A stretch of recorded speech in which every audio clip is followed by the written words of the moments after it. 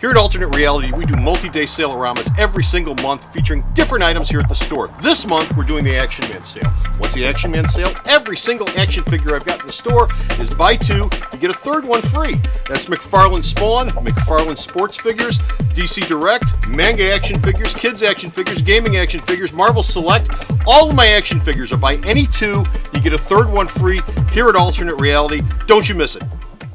And this month, the Action Man sale goes on from March 8th through the 12th here at Alternate Reality. Buy any two action figures, get a third one free. Don't you? It's wrestling news, and Bo and Uncle Peter are all up in their business. What are you doing here? He told me to! Get back to work! Let's go!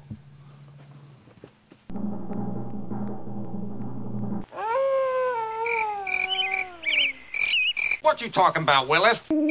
Wrestling News, Episode 25, The Thinking Man's Parakeet. How you doing, folks, ladies and gentlemen, children of all ages? Welcome back to Comic Book. I know I stole it from Ringling Brothers. But anyway, well, as I was about to say, welcome to another episode of Comicbookmans Video Outhouse, dealing today with WWE news and notes. As always, I'm your humble servant, Uncle Peter. And I'm Bo. And that's Bo, yes. And again, as always, we are coming to you from Alternate Reality Incorporated, the comic book megastore where everything you need can be found. Everything? Yes, he's got a magic box behind the counter. You say it, he hocus pocuses it. I thought Burgess Meredith was in that magic box. Well, it's anyway. We don't talk about him. Alternate Reality, as always, near the corner of 111th and Kedzie in the Halcyon. Look that one up. Neighborhood of Mount Greenwood. Where's my thesaurus? Here in your thesaurus. It's at the Field Museum next to the T-Rex. Mount Greenwood, Chicago, Illinois. And I better quit one. Let's do some news.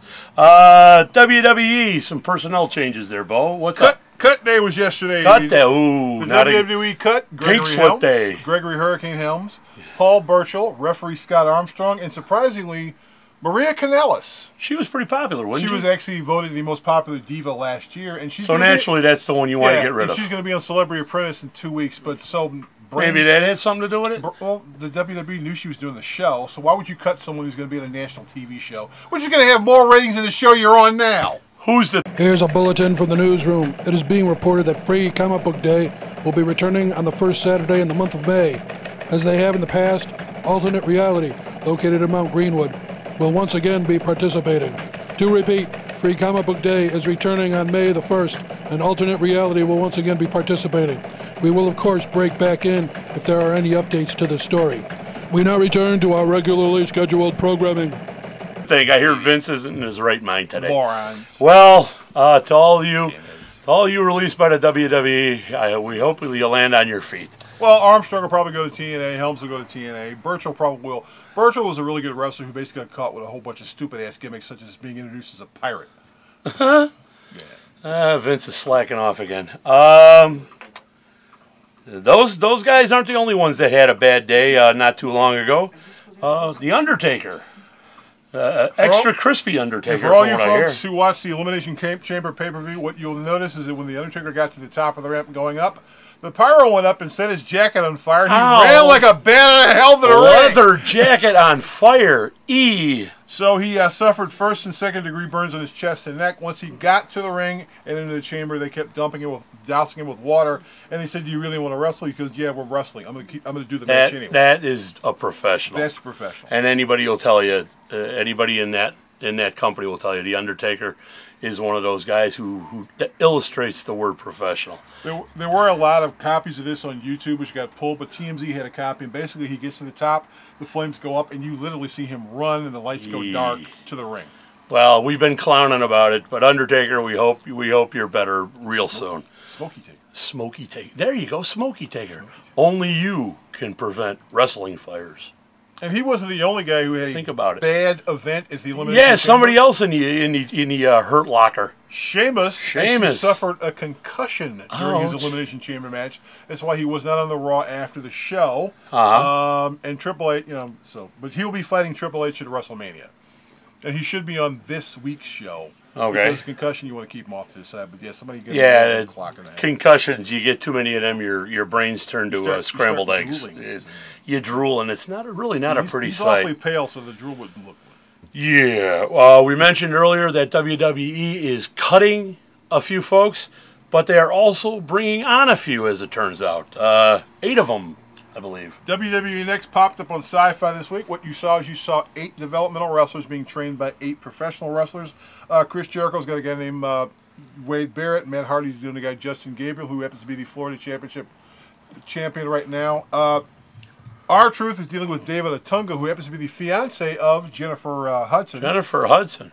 Christian Stroud training Heath Slater, but the most interesting guy in this whole developmental bit, they've got, for some strange-ass reason, The Miz is training Daniel Bryan, otherwise known as Ring of Honor's Bryan Danielson, and everyone thinks it's a joke. In fact, his buddy John Morrison goes, what the hell are you going to teach him that he doesn't already know? I think it's kind of humorous, too, because The Miz, don't you have to be competent before you can start teaching this stuff? Well, what's going to be interesting about this is the fact that I think Miz is going to learn more from Danielson than Danielson's going to learn from Miz. And during the first show, Danielson did his dive out and he really hurt himself. Vince McMahon is highly impressed with Bryan Danielson, and the show's kind of fixed. So maybe we will see the student become the master. Yeah, it's kind of weird. The deal is you've got these guys in 16 weeks and you're going to pick them and they're going to get a raw contract. Well, we already know from the start that the guy who's going to win the contract is Bryan Danielson, so the show's kind of fixed. As a spoiler alert, we should have set that up, spoiler alert. It's not as if any of these 8 people are going to be cut from developmental because they were on the show. So, right. And the ratings are actually pretty damn good. Okay. So may work. Well, that was the new. Now we're going to take a trip back to the old. Specifically, the old wild man, known as the Ultimate, formerly Dingo, currently the Warrior. Legal name change. This with the ropes. In the honor of the Ultimate Warrior, I'm going to do this bit like he did his bits. The Ultimate Warrior was asked to join the WWE Hall of Fame this year. He told them, hell no, I won't go. So apparently Ultimate Warrior is still nursing a bit of a grudge against Vince and the crew.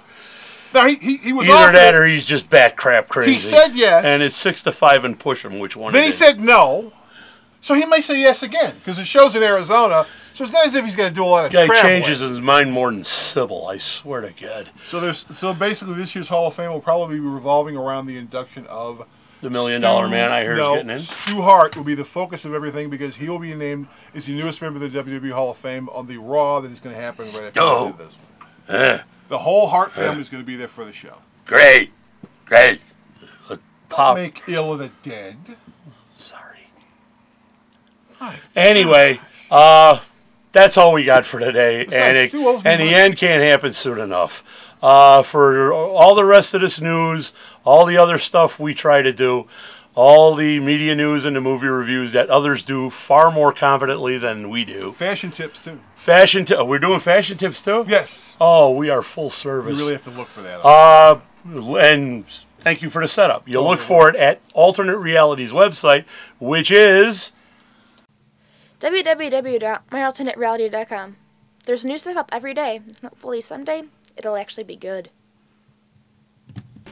That's it. Sarah told you where to go. We told you what you'll see in here. You know, that's a loaded statement if I've ever heard when Sarah told us where to go. That's always, nothing ends well from that when that happens. Uncle Peter and Bo saying so long, kids. Drive safely and see ya! Eat your Wheaties. Alternate Reality is located at 3149 West 111th Street. That's the intersection of 111th and Kedzie in Chicago, the beautiful downtown Mount Greenwood neighborhood. You can always reach us at 773-881-HERO or at the store's website, www.myalternatereality.com.